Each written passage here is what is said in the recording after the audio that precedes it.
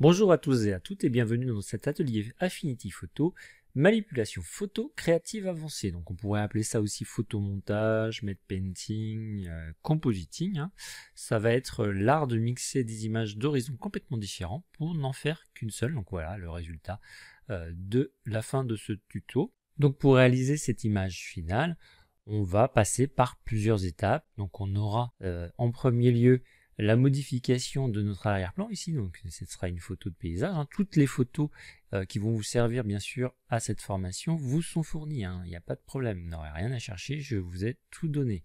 Donc ici, on va commencer donc par utiliser cette photo de paysage. Cette photo de paysage, donc, elle est très jolie, mais déjà on va par exemple supprimer avec un filtre l'effet de brume, on va modifier son contraste, on va aussi augmenter sa profondeur pour que notre premier plan ici se détache plus de notre arrière-plan.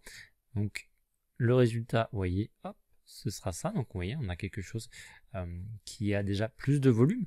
Donc il faut savoir que toutes les techniques que je vous montre ici sont bien entendu détachables du tuto. C'est-à-dire que si vous avez des photos de paysage et que vous souhaitez les modifier comme ici pour pouvoir leur donner un petit peu plus de peps, un petit peu plus de profondeur, de contraste, voire changer le ciel, vous allez pouvoir le faire grâce à tout ce que je vous ai fourni comme technique et astuces.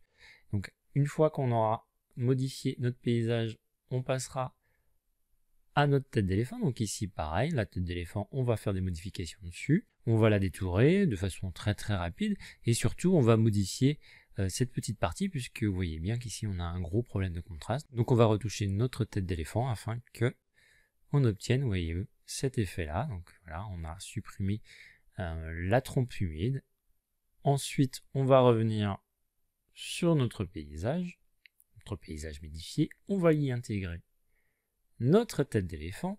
Cette tête d'éléphant, on va lui rajouter des textures afin qu'elle s'intègre mieux à notre montagne, textures, des ombres, plein de choses.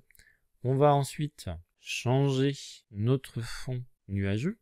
Donc ici, pour avoir quelque chose d'un peu plus dramatique, on changera également la teinte globale de notre image afin de lier mieux l'ensemble. Ensuite, on intégrera un premier plan pour recréer encore un effet supplémentaire de profondeur, une cascade, un lance-flair, histoire de donner un effet photographique à notre image.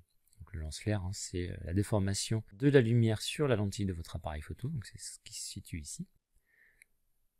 On rajoutera des détails afin d'insuffler de la vie à notre image, avoir quelque chose de plus animé. Et enfin, on fera une correction de l'objectif de notre image pour avoir quelque chose de plus réaliste au final. Donc voilà, j'espère vous avoir donné envie d'en savoir plus. Si vous avez des questions, des suggestions ou tout autre, vous n'hésitez surtout pas à m'en faire part sur la fiche du tuto et j'y réponds généralement en moins de 24 heures. En attendant, je vous dis à tout de suite et bon tuto!